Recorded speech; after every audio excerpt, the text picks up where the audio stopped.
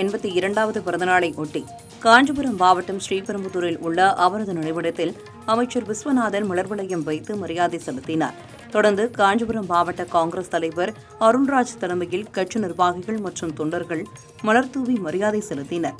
பாதுகாப்பு காரணமாக நினைவிடம் மற்றும் சுற்றுவட்டார பகுதிகளில் பலத்த போலீஸ் பாதுகாப்பு போடப்பட்டது.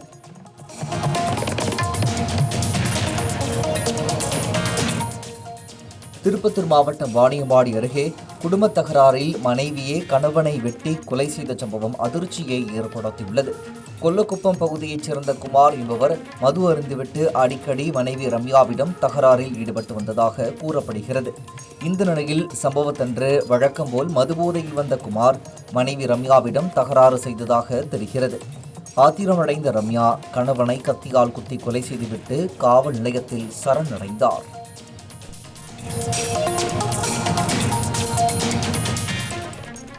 மன்னார் வளைகுடா கடல் பகுதியில் பலத்த காற்று வீசும் என எச்சரிக்கப்பட்டுள்ளதால் தூத்துக்குடி மாவட்டத்தில் விசைப்படகு மற்றும் நாட்டுப்படகு மீனவர்கள் 3வது நாளாக கடலுக்கு மீன்பிடிக்க செல்லவில்லை. மாவட்டம் முழுவதும் 1000க்கும் மேற்பட்ட நாட்டு படகுகள், ஃபைபர் படகுகள் மற்றும் விசைப்படகுகள் மீன்பிடி துறைமுகத்தில் நிறுத்தி வைக்கப்பட்டுள்ளன. இதன் காரணமாக 25,000க்கும் மேற்பட்ட மீனவர்கள் வாழ்வாதாரம் இழந்துள்ளனர்.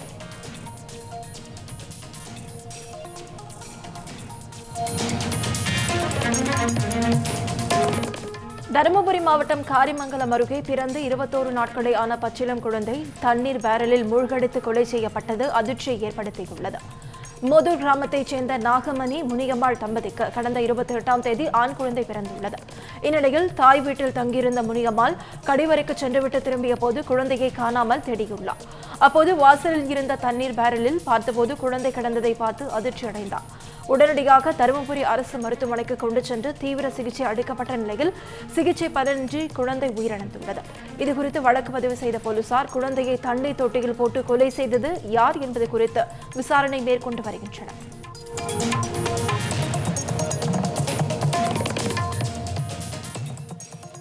நாமக்கல் மாவட்டம் குமாரபாளையம் காவிரி ஆற்றங்கரையோரம் வீசப்படும் மருத்துவ கழிவுகளால் நோய் தொற்று பரவும் அபாயம் உள்ளதாக புகார் எழுந்துள்ளது. பொதுமக்கள் அதிகம் பயன்படுத்தும் பாலம் அருகே மருத்துவ கழிவுகள் வீசப்படுவதாக கூறப்படுகிறது. இதனால் நோய் தொற்று பரவும் அபாயம் உள்ளதாக அப்பகுதி மக்கள் புகார் தெரிவித்துள்ளனர். மேலும் மருத்துவ கழிவுகளை உடனடியாக அகற்ற வேண்டும் என்றும் கோரிக்கை விடுத்துள்ளனர். குமாரபாளையம் அந்த ஆத்துப்பாலத்துக்கு கீழே காவேரி நகர் பக்கத்துல கிட்டத்தட்ட ஒரு டன் வகையில் இருக்கும். அதெல்லாம் பாத்தீங்கன்னா ஊசி சிரஞ்சிகள் அங்க நிறைய கொட்டப்பட்டிருக்கு. அது எந்த மருத்துவமனை வழியே கொட்டுறாங்கன்னு தெரியல. அதிகப்படியான மக்கள் வாழக்கூடிய காவேரி நகர் பகுதி அங்க இருக்கு. இதை தடுக்கும் விதமா எந்த அதிகாரிகள் எந்த நடவடிக்கை எடுக்க மாட்டேங்கிறாங்க. பத்தாவதுக்கு ஏற்கனவே ஆத்துல சாயப்பட்ட தண்ணி கலந்து எல்லாம் கேன்சர்ல செத்துட்டு இருக்காங்க. அது பத்தாதுன்னு பாத்தீங்கன்னா இப்ப இந்த ஊசி வேற, இந்த தண்ணி தான் வாழ்வாதாரமா நினைச்சிட்டு இருக்கிற மக்களுடைய நிலைமை யோசிச்சு பாருங்க. இந்த தண்ணி குடிச்சாங்கன்னா பிஞ்சு குழந்தையில இருந்து பெரியவங்க வரைக்கும் அவங்க நிலைமை என்ன ஆகும்? அவருடைய எந்த நடவடிக்கையும் இல்லாதனால மக்கள் ரொம்ப பாதிக்கப்படுறாங்க.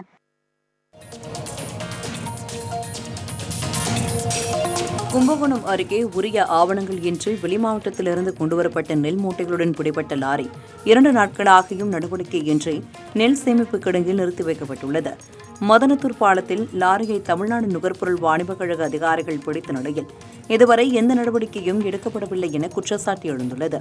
வெளிமாவட்ட நெல் கொண்டுவரப்பட்டதில் அரசியல் பின்புலம் உள்ளதா எனவும் சமூக ஆர்வலர்கள் கேள்வி எழுப்பியுள்ளனர்.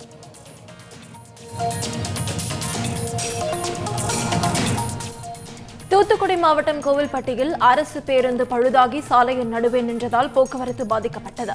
இதையடுத்து நடத்துனர் மற்றும் பொதுமக்கள் இணைந்து பேருந்தை தள்ளி சாலையோரம் நிறுத்தினர். இதனால் 1 மணி நேரத்திற்கும் மேலாக போக்குவரத்து பாதிக்கப்பட்டது.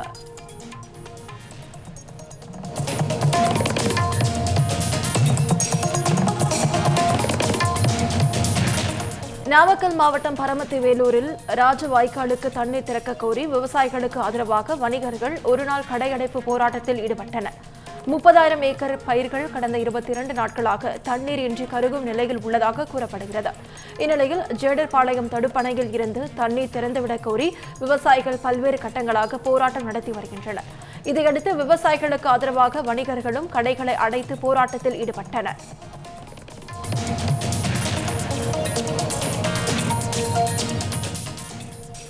சேலம் மாவட்டம் ஓமலூர் அருகே அரசு பள்ளியின் அருகே குப்பை கொட்டப்பட்டுள்ள சம்பவத்திற்கு பாமக முன்னாள் எம்எல்ஏ அருள் கண்டனம் தெரிவித்துள்ளார். தாசநாயக்கன்பட்டி அரசு மேல்நிலைப் பள்ளி அருகே ஊராட்சி சார்பில் சேகரிக்கப்படும் குப்பைகள் கூட்டப்பட்டுள்ளன. இதனால் பொதுமக்கள் மிகுந்த அவதியடைந்து வந்த நிலையில் சம்பவ இடத்திற்கு வந்த பாமக முன்னாள் எம்எல்ஏ அருள் குப்பைகளை அகற்ற வேண்டும் என அதிகாரிகளிடம் வலியுறுத்தினார். மேலும் குப்பைகள் அகற்றப்படாவிட்டால் போராட்டம் நடத்துவோம் எனவும் எச்சரிக்கை விடுத்திருக்கிறார். கொண்டுட்டு வந்து இங்கே பாருங்க, இப்போ இது பாகல்பட்டி ஊராட்சிக்கு உட்பட்ட தாசநாயக்கன்பட்டி, இந்த தாசநாயக்கன்பட்டி மேல்நிலை பள்ளிக்கிட்ட இங்கே கொண்டு வந்து கொட்டுறாங்க. இந்த பாருங்க, இந்த ஸ்கூலில் 550 பிள்ளைங்க படிக்குது, குழந்தைங்க கிராமத்து பள்ளியும் அரசு பள்ளியில் படிக்கிறாங்க. இப்போ இங்கே வந்து பார்த்தீங்கன்னா யாரோ ஒருத்தர் சொல்கிறாங்கன்னு இந்த குழியை மூடுறதுக்காக மண்ணை கொட்டலாம், இடித்த வேஸ்ட்டை கொட்டலாம், மருத்துவ கழிவுகள் உள்பட இப்போ நிற்க முடியுதா? பருப்பி எந்திரிச்சிக்குது. குழந்தைங்க 550 குழந்தைங்க, யாராச்சும் சின்ன உடம்புக்குனால என்ன வருது? இதனால மழை வந்துன்னு வச்சுக்கோங்க, இந்த கழிவுகள்லாம் உள்ளே போய் நிலத்தடி நீர் முழுசாக போயிடும். ஆக இதை வன்மையாக கண்டிப்பாக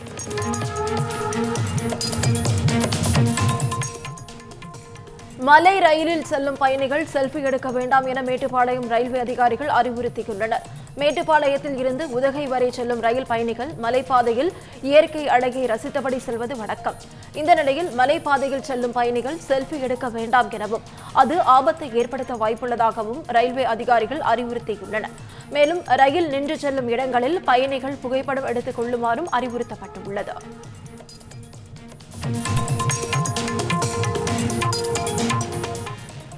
சேலம் உட்பட பல்வேறு பகுதிகளில் அரசு cable TV set top box activation server தடைப்பட்டுள்ளதாக கேபிள் ஆபரேட்டர்கள் குற்றம் சாட்டியுள்ளனர். இதனால் தொழில் பாதிக்கப்பட்டு வருவாய் இழப்பு ஏற்படுவதுடன் பொதுமக்களும் சிரமத்திற்கு ஆளாகி வருவதாக தெரிவித்துள்ளனர். இதனை கருத்தில் கொண்டு சர்வர் பிரச்சினையை உடனடியாக சரி செய்ய வேண்டும் என தமிழக அரசுக்கு கோரிக்கை விடுத்திருக்கின்றனர்.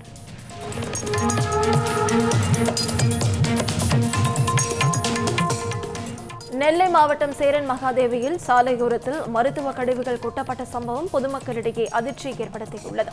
சேரன் மகாதேவியில் இருந்து கங்கனாகுளம் செல்லும் சாலையோரத்தில் மாத்திரைகள் மற்றும் மருத்துவ பொருட்கள் முறையற்ற வகையில் கொட்டப்பட்டிருந்தன.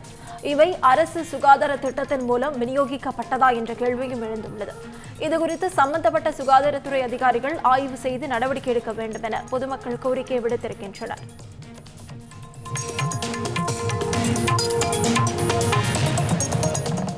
ஈரோட்டில் மருத்துவர்கள் பாதுகாப்பை வலியுறுத்தி மகளிர் நல மருத்துவர் சங்கம் சார்பில் விழிப்புணர்வு பேரணி நடைபெற்றது.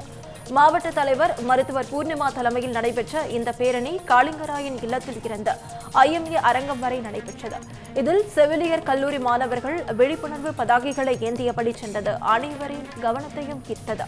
அப்போது செய்தியாளரிடம் பேசிய சங்கத்தினர், மருத்துவர்களை தாக்கும் நபர்கள் மீது பிணையில் வர முடியாத கடுமையான சட்டங்கள் இருந்தாலும் அதை யாரும் செயல்படுத்துவதில்லை என குற்றம் சாட்டினர். இப்போ தமிழ்நாட்டுல 50% 60% ஆஃப் த டெலிவரிஸை தனியார் மருத்துவமனை தான் நடத்துது.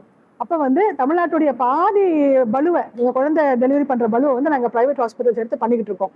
அப்ப நமக்கு ஒரு 20 வருஷத்துக்கு முன்னாடி 1 லட்சம் மதர்களுக்கு 500 அம்மாங்க இறந்து போவாங்க. So maternal mortality 25 years back was very very high. But ஆனால் நான் என்ன பார்க்குறேன் அப்படின்னு சொன்னால், இப்போ இந்தியாவில் ஒரு விஷயம் நடக்கும்போது அந்த ரியாக்ஷன் பை த பப்ளிக் ஆகட்டும், பை த மீடியா ஆகட்டும், எல்லாருமே அது ரொம்ப ஒரு வைலண்டா பாக்குறாங்க. ஏதோ நாங்க போய் ஒரு பேஷண்ட்டை கொன்ன மாதிரி ஹேண்டில் பண்றாங்க. பட் ஆனா எந்த ஒரு மருத்துவருமே ஒரு பேஷண்ட் சாகணும்னு நினைச்சு அந்த பேஷண்ட்டுக்கு வைத்தியம் பண்றதே கிடையாது. எப்படியாச்சும் அவளை காப்பாத்திடலாம், எப்படியாச்சும் அவளுக்கு உயிர் கொடுத்துடலாம் அப்படின்ற ஒரு ஏக்கத்தோட தான் அதை பண்றோம் நாங்க.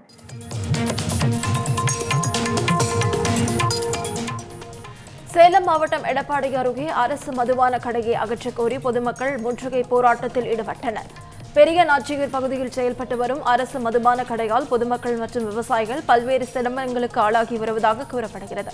இந்நிலையில் பொதுமக்கள் மற்றும் விவசாயிகள் ஒன்று கூடி மதுபான கடையை திறக்க விடாமல் கடையின் முன்பு அமர்ந்து முற்றுகை போராட்டத்தில் ஈடுபட்டனர்.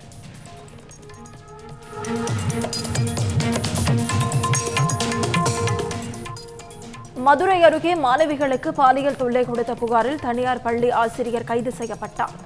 வீரகனூர் பகுதியில் உள்ள தனியார் பள்ளியில் இயற்பியல் ஆசிரியர் ராஜ்குமார் என்பவர் பாலியல் தொல்லை கொடுப்பதாக மாணவிகள் புகார் அளித்தனர். புகாரின் அடிப்படையில் போலீசார் போக்சோ சட்டத்தின் கீழ் வழக்கு பதிவு செய்து ஆசிரியரை கைது செய்தனர். மேலும் வழக்கில் தொடர்புடைய விடுதி வார்டன் உள்ளிட்ட 3 பேரை போலீசார் தேடி வருகின்றனர்.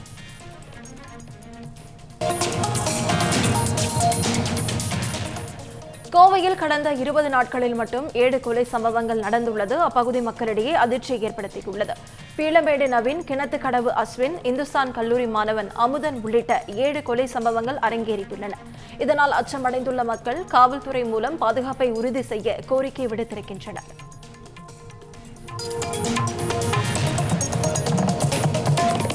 அரியலூர் மாவட்டம் செந்துறை மற்றும் சுற்றுவட்டார பகுதிகளில் நீண்ட நேரமாக விமானம் ஒன்று வானில் சுற்றி வந்ததால் பொதுமக்கள் அச்சமடைந்தனர். சுமார் அரை மணி நேரத்திற்கும் மேலாக விமானம் சுற்றி வந்ததாகவும் விமானத்தின் அதிகப்படியான சப்தம் அச்சத்தை ஏற்படுத்தியதாகவும் அப்பகுதி மக்கள் தெரிவித்தனர். இது வழக்கமான பயிற்சியா அல்லது வேறு ஏதேனும் காரணத்திற்காக விமானம் இயக்கப்பட்டதா என்பது குறித்து தகவல் வெளியாகவில்லை.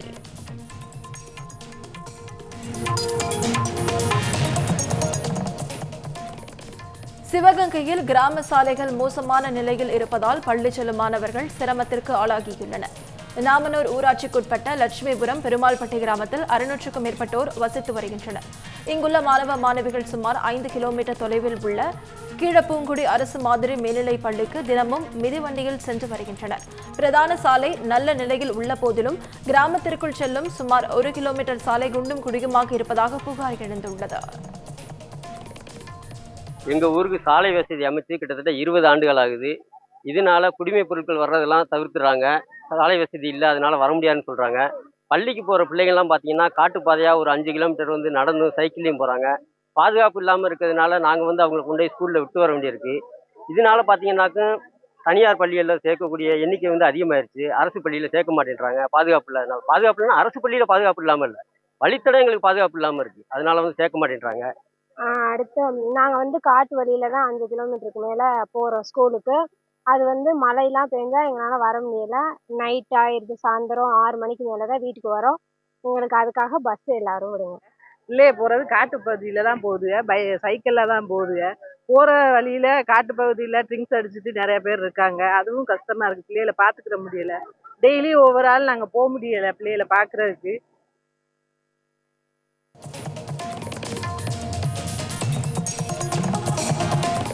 திருவண்ணாமலை மாவட்டம் அன்னக்கிளை கொட்டா பகுதியில் புதிதாக டாஸ்மாக் கடை அமைக்க எதிர்ப்பு தெரிவித்து கிராம மக்கள் போராட்டத்தில் ஈடுபட்டனர். 500க்கும் மேற்பட்ட குடும்பங்கள் வசிக்கும் பகுதியில் டாஸ்மாக் கடை திறந்தால் பெண்கள் மற்றும் குழந்தைகளின் பாதுகாப்பு கேள்விக்குறியாகும் என மக்கள் அஞ்சுகின்றனர். இதனால் அவர்கள் போராட்டத்தில் ஈடுபட்டனர்.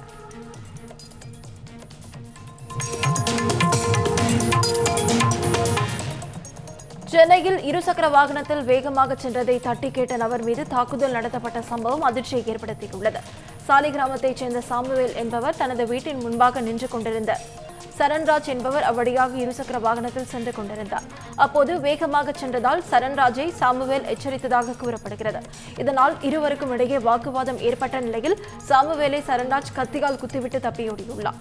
இதில் காயமடைந்த அவர் மருத்துவமனையில் அனுமதிக்கப்பட்ட நிலையில் சரண்ராஜை போலீசார் கைது செய்தனர்.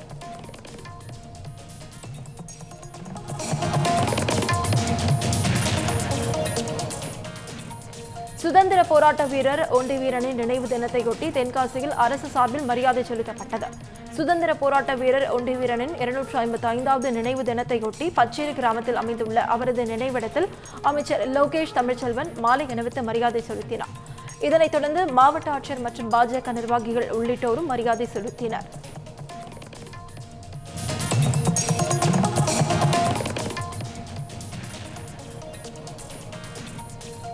பயிர்க்கடன் தள்ளுபடி கேட்டு வருகிற 1ஆம் தேதி முதல் உண்ணாவிரத போராட்டத்தில் ஈடுபட உள்ளதாக விவசாய சங்கத்தினர் அறிவிப்பை வெளியிட்டுள்ளனர். பயிர்க்கடனை தள்ளுபடி செய்ய கோரி மாநிலம் முழுவதும் விவசாய சங்கத்தினர் போராட்டங்களை முன்னெடுத்து வருகின்றனர்.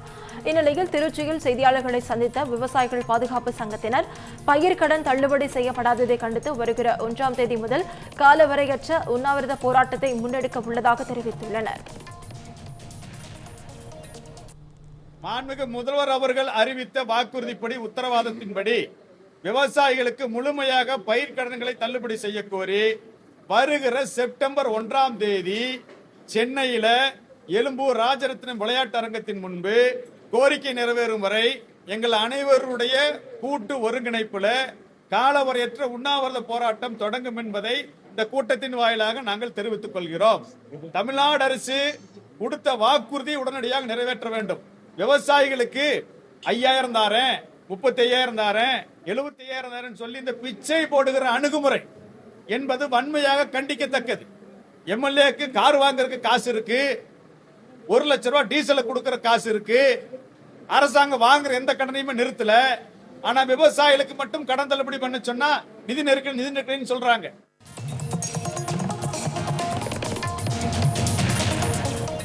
நாமக்கல் மாவட்டம் பரமத்தி வேலூர் ராஜவாய்க்காலில் உடனடியாக தண்ணீர் திறந்துவிட வலியுறுத்தி உண்ணாவிரத போராட்டம் நடைபெற்றது.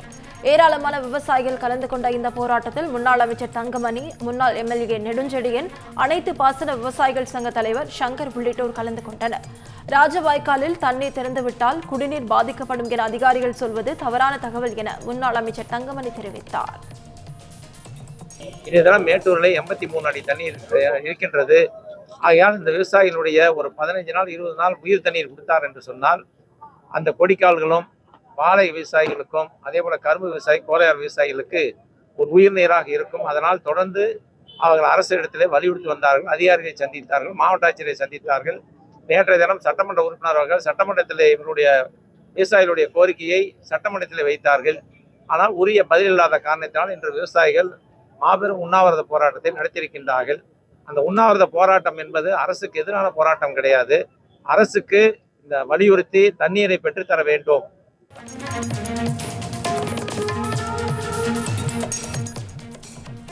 நீலகிரி மாவட்டம் உதகை தீட்டுக்கல் குப்பை கிடங்கில் குப்பை கொட்டுவதற்கு நீண்ட நேரம் நின்ற தூய்மை பணியாளர் மயங்கி விழுந்ததால் பரபரப்பு ஏற்பட்டது. இடப்பற்றாக்குறையால் குப்பைகள் மலை போல் குவிந்துள்ள நிலையில் குப்பை கொட்ட வரும் வாகனங்கள் நீண்ட நேரம் அணிவகுத்து நிற்கும் நிலை ஏற்படுவதாக கூறப்படுகிறது. அதன்படி வாகனத்தோடு பணிக்கு வந்த தூய்மை பணியாளர் ஒருவர் மயங்கி விழுந்தார். இந்நிலையில் தூய்மை பணியாளரின் நலனை கருத்தில் கொண்டு இடவசதியை விரிவுபடுத்த கோரிக்கை விடுக்கப்பட்டுள்ளது.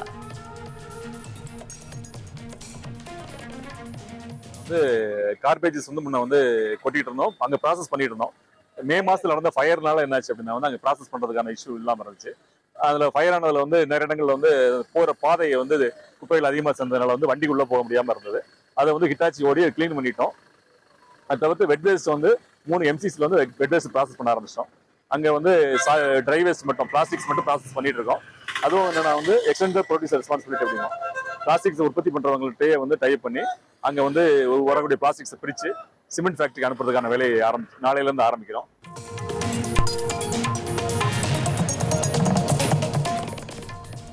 பத்து அம்ச கோரிக்கைகளை வலியுறுத்தி பட்டு வளர்ச்சித்துறை அலுவலர் சங்கத்தினர் ஆர்ப்பாட்டத்தில் ஈடுபட்டனர்.